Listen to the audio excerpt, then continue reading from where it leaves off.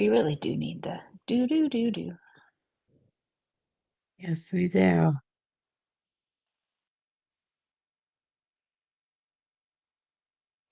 Hello, hello, hello, everyone. This is Danielle and Vida with Indie Out Loud. And yes, it's been over a week since we've been live. Vida was traveling and I wasn't feeling well last week. So I just decided to keep my bare minimums going and protect my body and my time and my energy. So we are back, but we're talking about adapting your sensory needs when you travel.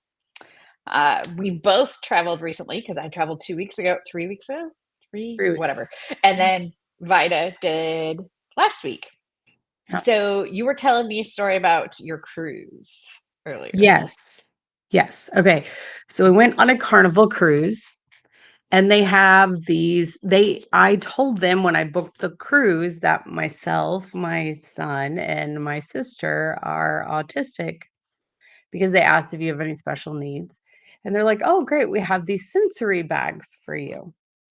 Fabulous. So I was thinking it was something that the cruise line gave out. And when we got in the rooms, didn't have them, no worries, things. But I kept seeing this commercial pop up on their cruise TV, like, we're the most sensory inclusive cruise line. Come to customer service and get your bag. So of course, I went to see what was in there because we were supposed to get them anyway. And so they bring me a little drawstring bag, and it's got the big noise canceling headphones like you'd wear like at a monster truck rally. And it's got 3 fidgets, and it's got a card to wear on your lanyard that basically says you're autistic and you're overstimulated. And you have to sign them out. And if anything and then you have to turn it back in at the end of the cruise. You have to make sure you haven't lost anything. And if anything is lost or damaged, it's a $50 charge. And I looked at my husband and I looked at my mom and I'm like, yeah, no, thanks. And so I have been thinking about that the entire vacation because vacation for a neurodivergent person is super overstimulating anyway. But I applaud Carnival for having this sensory kit, but I have questions about the rollout, about are y'all just having this to check off a box that you have this sensory kit? Because the executive function that it takes to sign up for the bag, go get the bag, keep track of everything in the bag, and then collect it at the end of the cruise and turn it back in. Well, it's a fool's bet. Like, it's a fool's bet. People are going to end up being charged $50 for the things in the bag anyway. And we all knew this, so we were just like, "No, no, thanks," because we had some sensory stuff that we had packed because we self-soothe all the time. But it kind of broke my heart because it was like, you have this thing and you're putting on your commercial that you're a sensory inclusive cruise line, but you're not. But You that's have not sense but that's not sensory inclusive. That was that really do better. What cruise line were you on? It was on Carnival Cruise. Do better, Carnival, Right, but because I think this at a lot of places that we go because, okay, there's the bag. I've checked the box off. I have a sensory bag if autistic people need Mhm. it. But when you're at dinner, it's very loud, it's overstimulating. There wasn't like a, low stem dining spot that you could go to. There's only one low stem location really on the boat, and kids are not allowed in there because it's an adults only serenity deck, but it is a low stem area. But it's for adults that don't want kids around. It's not for neurodivergent people that need a sensory break. So I'm going to talk to cruise lines, travel, whatever here. Providing support for sensory needs is not a pair of headphones and a couple fidgets. I mean, I could give you 9,000 things that you could have on a cruise ship for sensory needs. One, a quiet room, just a quiet room. to go to eat, because most people who are going on a cruise are going with family. So their room is not the quiet space that they need. Right. You need a quiet room with low lights, and you've got to have a room somewhere on the ship with no windows. And you could put LED lighting in there that can be adjusted. Hello, it's super simple. It could be the size of a closet. It does not have to be anything special. Weighted blankets. Yeah. Having a weighted blanket available to someone when they request a sensory need. Having good earplugs, like loop earplugs, or even there's so many off brands that are very, very cheap, are much better than big, heavy headphones. Um, And so here's Unscented shampoo, conditioner, and soap in the room. yeah. Um, I But then mean, I have questions about the card that you wear on your lanyard that, like, I'm autistic and I'm having trouble, okay? So are your people on your cruise, trained in that? Like, like, if someone is having a meltdown, a sensory issue, or something, like, are your cruise staff trained in that? And if not, which I highly doubt, like, is there one person on the ship that's trained in that? because I'm going to guarantee you, if you're thinking that your medical staff on the ship is trained in that, they aren't, or very few are. That's unless you specially have them trained. Just because they're medical staff doesn't mean they're trained to deal with sensory needs. I don't have a problem with the fact that they're not. I just do not No, but don't advertise that you have this, and then it's really just kind of band-aided in it. Because I would have rather them been like, "Here's your bag, and it's $25, but it's yours to keep. You don't have to turn everything in." I probably would have bought one for all of us. Um but having to keep track of it and then turn it in at the end, the level of anxiety I had in the 30 seconds that I thought about if I needed that bag was huge. It was like, "No, I don't, 'cause, we'll lose at least a fidget, and then it's a $50 charge, so no." yeah, I mean, paying for something, having sensory items available on a cruise for purchase, great, advertise that. I mean, and most of us would be like, "Oh, I don't have to worry about remembering packing these things. I can just go purchase them." Great. That's amazing. Again, the hire a hire a neurodivergent specialist to come in and give you suggestions and consult with you on how to make your cruise actually sensory friendly.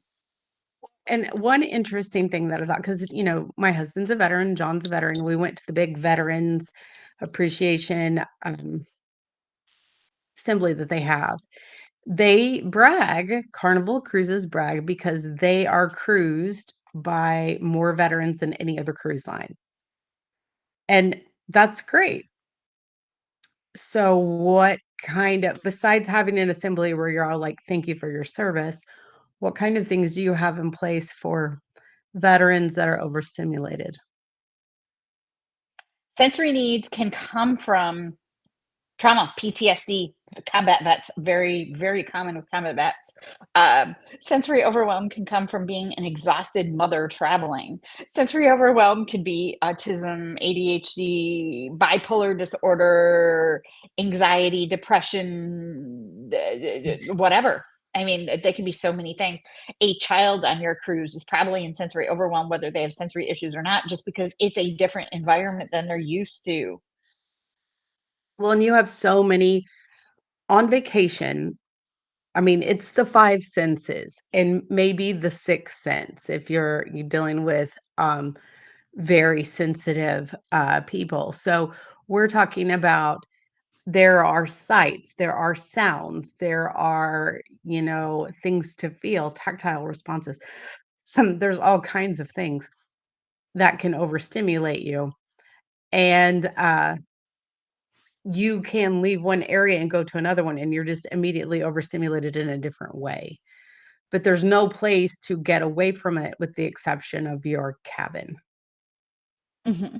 And again, if you are traveling with other people, that may not be a safe space or a quiet space for you. You might not actually have that space. So having those do better, Carnival. That's But do better, Carnival. but so it made me so then the whole trip, I was just like Sherlock Holmes on the boat looking at all these things that were like, that's not that's like where's the place to go? Where what would I do if my kid melted down on the ship? What would I do? Like what would I do if I had a meltdown on the ship? Like different things. What would I do if John had a post-traumatic stress episode on the ship? And I know that those are outlying situations for a lot of people. They're like, well, in the highly unlikely situation that happens, we'll deal with it as they come. Okay. But if you are in the travel industry, statistically speaking, it's going to happen more than any other place because you are dealing with a huge quantity of people. So on a cruise ship, they're just Well, running people especially, in and out. as yeah, well, and 1 in 9 people have neurodivergence, some form of neurodivergence. Adults, 1 in 9 Mm. adults. So, and now that people are more aware, and it's becoming more of a it's acceptable. We are trying to do things like go on cruises. We would avoid vacations and cruises and things before. Now you advertise that you're sensory friendly. So that makes us think that this is something that I can do as a neurodivergent adult. And I'm looking forward to this. You told me that these things are available and then they aren't, and you do it very wrong. And now I'm trapped on a boat. And I have to tell you, I have a lot of anxiety about being trapped on a boat because I need to support myself with my sensory issues, sight, smell, balance, all of these things. And I love a boat. I love boats, small boats. I go out in boats with friends and stuff all the time. So that's not a problem for me. But the idea of getting on a cruise ship and being trapped and not have my sensory needs met, I would be so angry if I got on a cruise that told me that they were sensory friendly and they absolutely, but like what you're talking about, it's absolutely not. Well, I That wouldn't mean, be helpful to me. right. So if you've ever been to a sensory friendly movie showing, they dim the lights. They're not completely dark, but they're not completely 100%. So they dim the lights. Um, the sound is different. Like it's lowered. It's not so uh, Did intense, you know it's not fully surround sound either?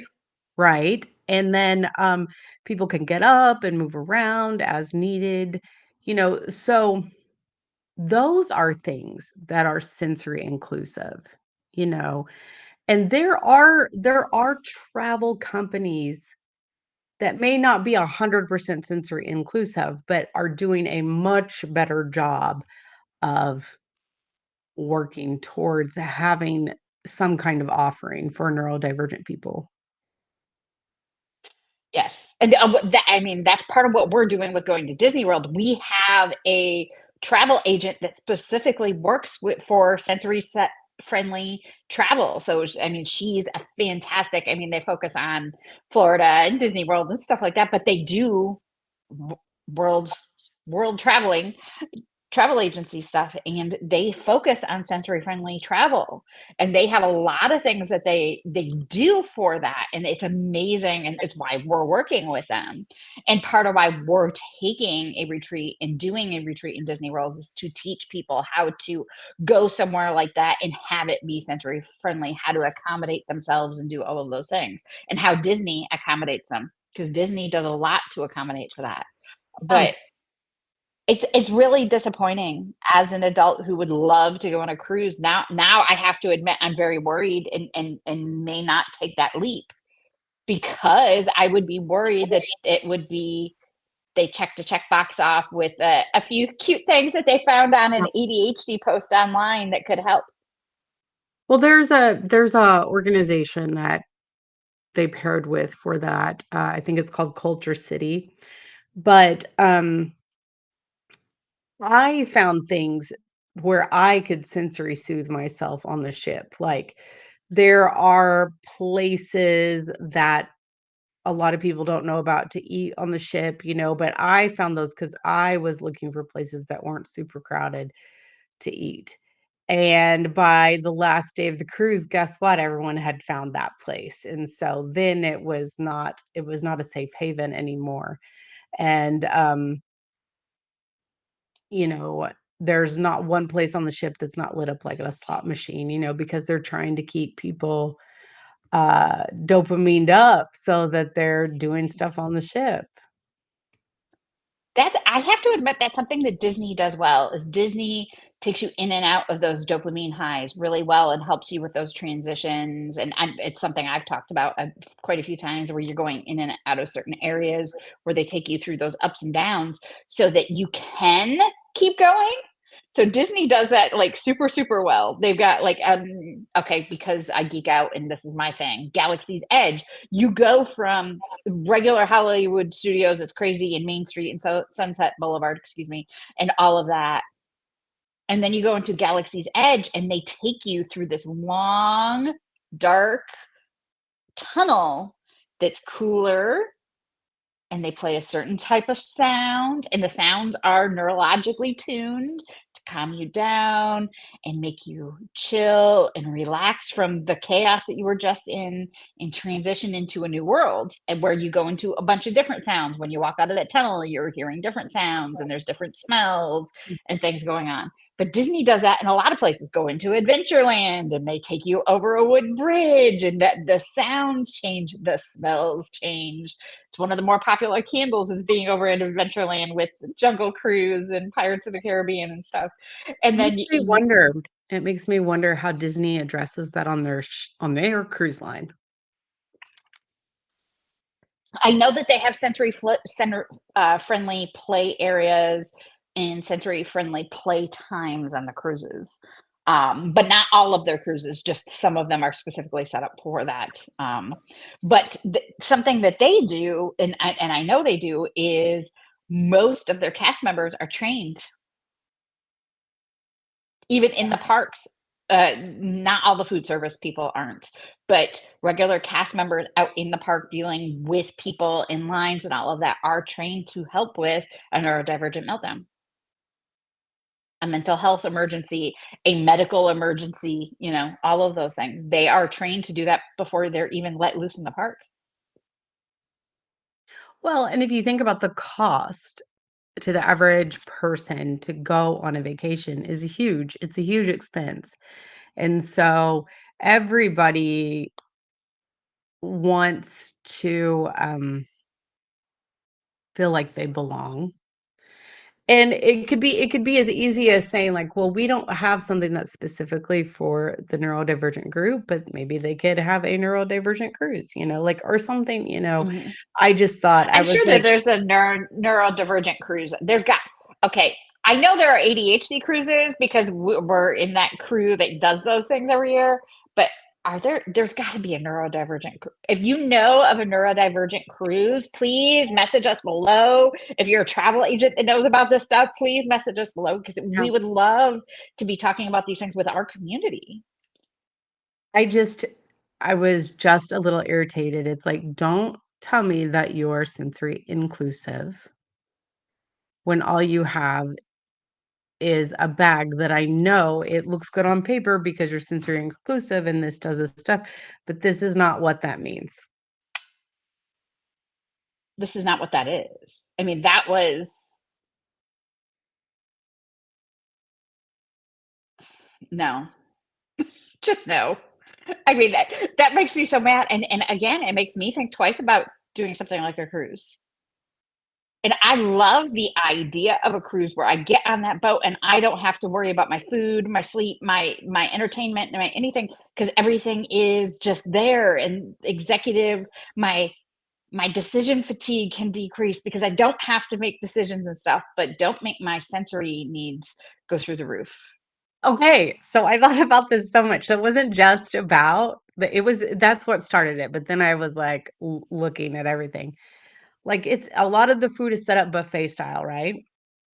Hmm. Um they don't have they have hamburgers and they have pizza and then they have all different kinds of food on their buffet, but safe food, you have to really look for it. I was on this cruise as a neurodivergent individual, then having a child and my sister, like, we were all looking they don't have chicken nuggets on there anymore.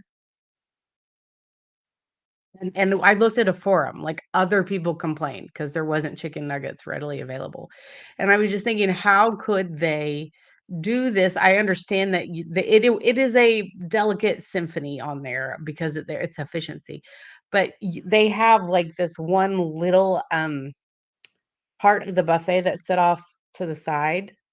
They put fruit and stuff on it, and I'm like, "Why couldn't that just be safe food?" Like, plain pasta noodles with a selection of sauces if you wanted on the side, chicken nuggets, this, that, and the other, and it's like, because if they didn't have this there was one particular burger shop on the cruise ship, and you could get them plain or plain with cheese. If it hadn't been for that, my son would have starved the whole trip because he goes, "I'm not eating that, that looks weird." Like, when we would go through the buffet line. If there are going to be children on the ship, like if you allow kids on the ship, there should be children safe food, mac and cheese, chicken nuggets, plain noodles, and cheese to put on cheese and butter and to put on said noodles and potato chips. Like really basic food. I mean, people do like, people that cruise all the time, they bring their own snacks, or people that vacation all the time, right? We are champions. If you are a neurodivergent person, has neurodivergent kids, and you travel, you get really adept at bringing safe foods with Hmm. you because people do not think about that. But there are some things that would I be travel so. with all of my food when I travel, Yeah, and I'm traveling in the US. So I traveled, what, 3 weeks ago, and I was traveling about 10 hours away to a place with chain restaurants that I eat at all the time, things like that. I am so worried about not being able to get my safe foods, and I have medical issues to go with that. So I have safe medical foods, safe normal foods. That I traveled with a cooler and 2 bags of groceries to make sure I had everything I needed to eat. now I do think that people will, like, if you asked on the cruise, like, "Hey, I need these." Now, they didn't have chicken nuggets, but if you wanted plain noodles, I bet you could get them. But I was thinking about this. Disney is set up for kids, so Mhm. there are safe foods. Oh, there are And safe foods everywhere. I can get popcorn everywhere. I can get chicken fingers, chicken nuggets everywhere. I can get breaded ones or grilled ones everywhere. I can get french fries yeah, french fries. everywhere. I can get um, pretzels everywhere. I like Disney is even for me who has mega food allergies, mega food. I have major food issues. I can get what I need at Disney World. Yeah, I think Disney is set up to be way more neurodivergent friendly as a travel Oh, it was built for location neurodivergence. than any other place. And so it's like you see those people, it's like, "I go to Disney every year and I don't have to worry about anything." It's like, yeah, I can see that. So this is part of why, I mean, people are asking, why are you doing a retreat in Disney? So this is a professional development retreat slash training retreat slash dopamine retreat. We're going to teach you how to use the science of Disney because Disney World has done a fantastic job in decision fatigue. We're taking the decision fatigue out of the trip for food, for drinks, for your room, for figuring out how to get in and out of your room, how to travel to and from your room. All of those things, we've taken that all into consideration when planning this trip because I want to be able to do things easily. We're staying in a Skyliner resort, and there are 3 reasons why we're staying in a Skyliner resort. One, easy travel, and the Skyliner is a lot of fun. And if you are afraid of heights and hate heights and stuff like that, there is an alternative of a bus of every single location. We made sure of that too. But the Skyliner, for most people with neurodivergence, is an extremely calming and decompressing ride.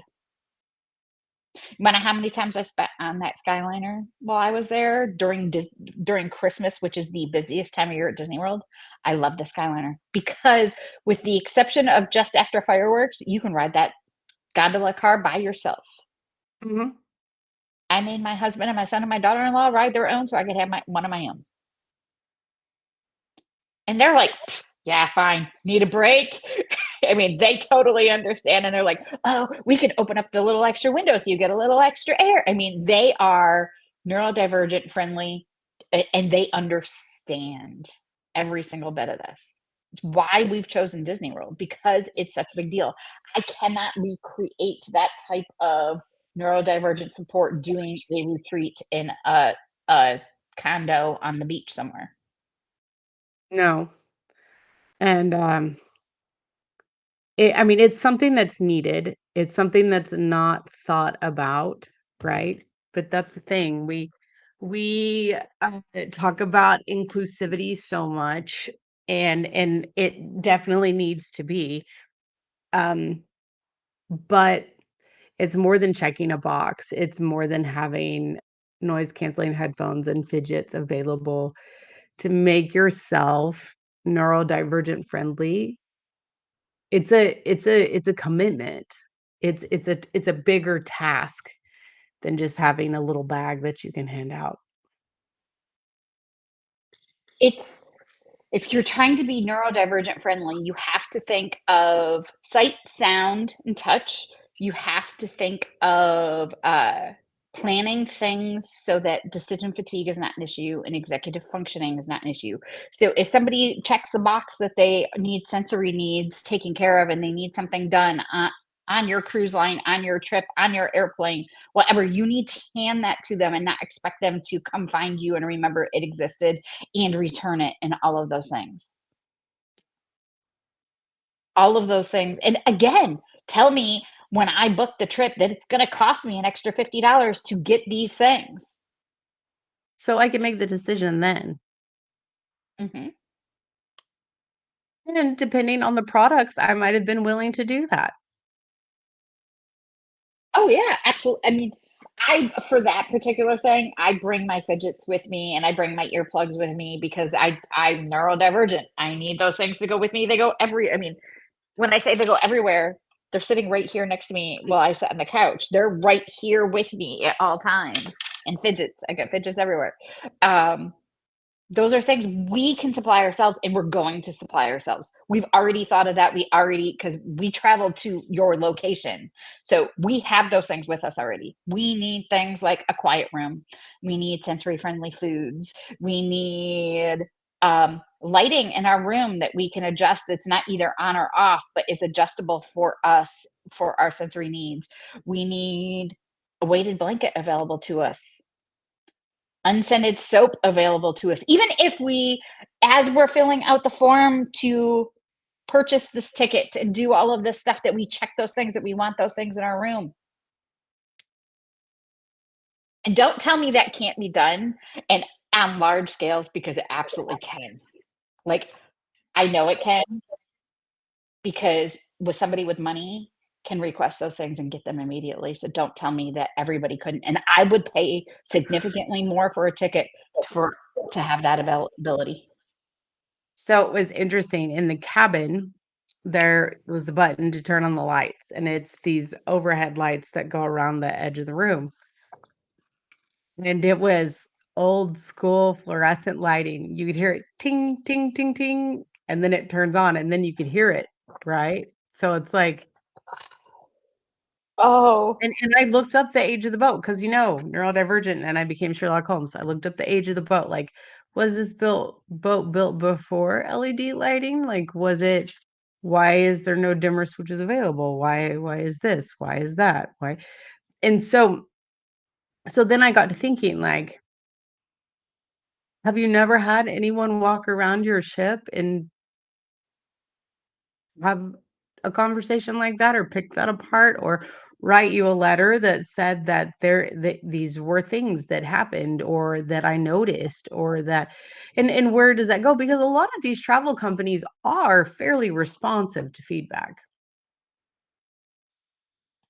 I again, well, I'm gonna guess that neurodivergence, the RSD kicks in, Yeah. and we never reach out because it takes a lot of executive functioning skills to tell them. It takes rejection sensitivity to overcome that, and then we're in such overwhelm for being on a trip like that, that it would take weeks for us to recover from a trip like that in order to be able to do that. So okay, sensory needs. I travel with a night light so I can shut lights off in my room, but still have soft light in my hotel room because most hotels don't have LED lighting. I brought a nightlight, I brought fidgets, I brought, coloring books and things to where we could have a quiet activity. I brought, because you're also on a ship, so you're kind of forced to unplug, from Mhm. electronics and stuff. But it was just so interesting because I know Disney gets feedback from people because people take their special needs kids there and then they have the executive functioning to my kid had a great experience, my kid had a bad experience, and this is why. Like, because we'll advocate for other people. Like, I'll advocate for my son before I'll advocate for myself. Mhm. Because I'm the mom of a ND kid, I would even taking my ND adult kids, my son and my daughter-in-law are both neurodivergent on the autism spectrum. I was making sure they had everything taken care of. They are adults, they didn't need me to do that. Well, they did need me to do that.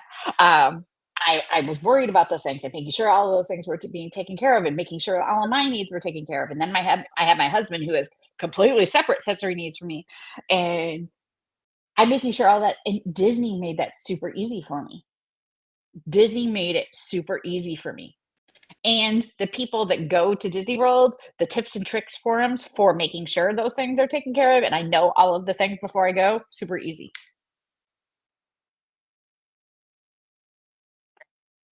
Disney has done a really good job of putting that information out there. And again, there's nothing wrong with cruises or anything like that, guys. It's the fact that they put out there that they're sensory friendly and yet they provided a bag. Yeah.